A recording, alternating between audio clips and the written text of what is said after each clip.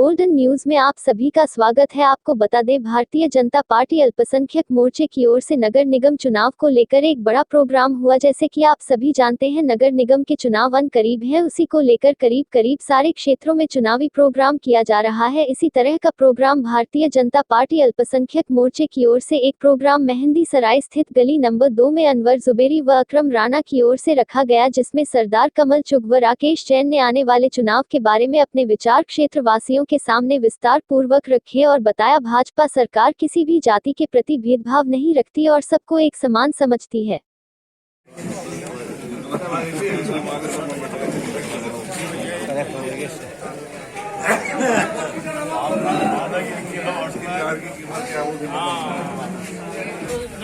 साबिर जो है, साबिर तुरी की जगह हो गया। आ जाओ हाजी शानू साहब, हाजी शानू जी हमारा जी प्रत्याशी रहा जा चुके हैं और कन्या फाइटर से गुजारिश करता हूं कि नीरज शर्मा जी का स्वागत करेंगे।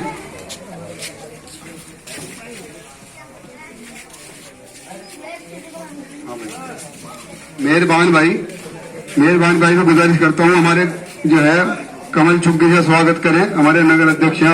एक मोदी जी हैं जो मुस्लिम समाज का चिंतन कर रहे हैं, जो खुलेआम अपने भाषणों में बोल रहे हैं कि मैं चाहता हूं कि मुसलमान का एक बच्चा कुरान ले और दूसरे हाथ में उसके कंप्यूटर हो।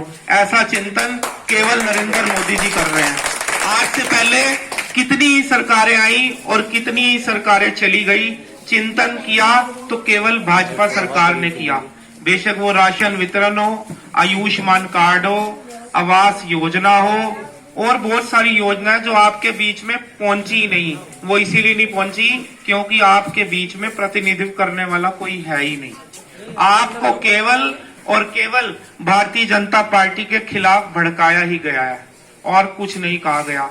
परेशान वो लोग हैं। अगर अब मदरसों की चेकिंग चल रही है, जैसे आपके मदरसों को आधुनिकीकरण करने के लिए ये सारा बीड़ा उठाया जा रहा है कि जहां पर कुर्सियां हैं वहां पर कैमरे लगवा दिए जाएं और जहां कैमरे लगे हुए हैं वहां कंप्यूटर लगवा दिए जाएं, जिससे बच्चा तालीम प्राप्त करके हिंदी, इंग्लिश, मैथ, साइंस वो भी सीख सके।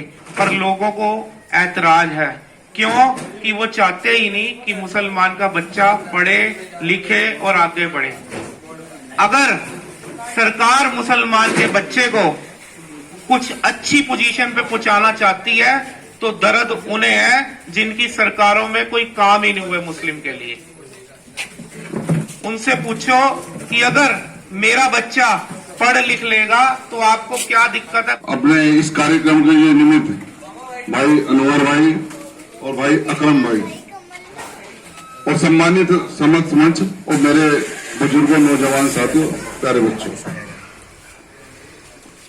आज हमारा सौभाग्य है कि हम आपके बीच में आकर अपनी बात कहने के लिए। अभी मेरे भाई जिक्र कर रहे थे भावी पार्षद अकरम भाई, मैं स्पष्ट कहना चाहूंगा कि अकरम भाई टिकट मांग रहे हैं, अच्छी बात है, मांगनी चाहिए, लेकिन और भी जो साथी जिनके मन में हो, हमें सबकी भावनाओं की कदर करनी चाहिए।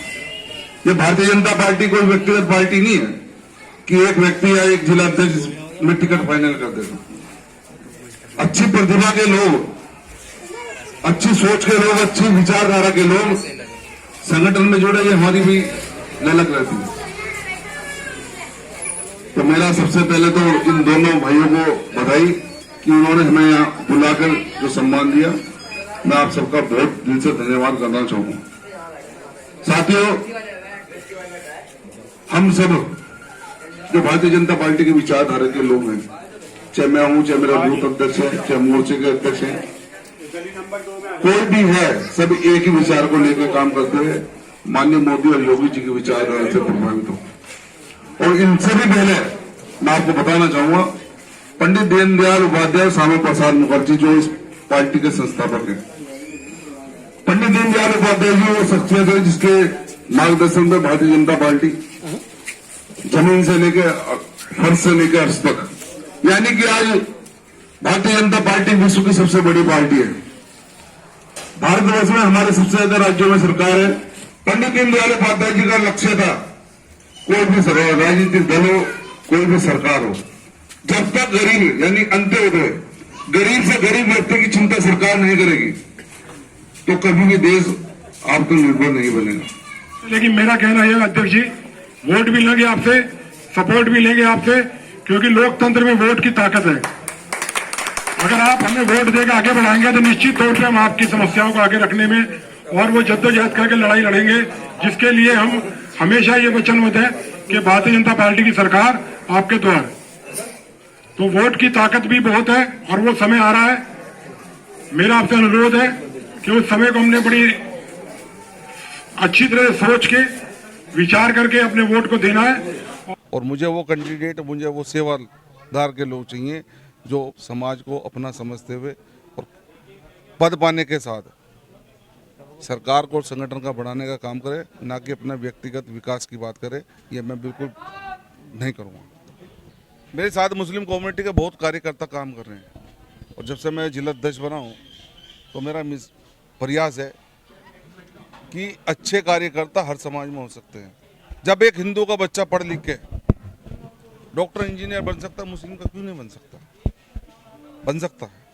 इसी प्रकार मैं वार्ड वाइज बैठ के कर रहा हूँ, पूरे समाज को, चाहे भले अकरम भाई ने आज यहाँ बैठक बुलाई, लेकिन मैंने पूरे समाज से आह्वान किया, एक अच्छा नाम तय करके आप जो दोगे भारतीय जनता पार्टी उसे लड़ाने का काम करेगी। और एक और निवेदन किया उस कैंडिडेट से, वो समाज के क्षेत्र के लोग तय कर ले, भैया तेरा खर्चा नहीं कराएंगे, लेकिन 5 साल ईमानदारी से तुझे समाज की सेवा करनी पड़ेगी। जब आपको ये विश्वास हो, जो भी नाम मुझे तय करके ये समाज देगा, मैं पूरी ताकत से उसे चुनाव लड़वाऊंगा और जितवाने का काम करूंगा। ये मेरा लक्ष्य है, क्योंकि मैं बचपन से इस सहारनपुर में पैदा हुआ और जिस क्षेत्र में मेरा कारोबार है और जिस क्षेत्र में मैं रहता हूँ, लगभग 70% मुस्लिम आबादी। मैं भारतीय जनता पार्टी का जिला अध्यक्ष हूँ, आज सरकार है, लेकिन हमने कभी भी ये प्रयास नहीं किया किसी को नीचा दिखाने का काम।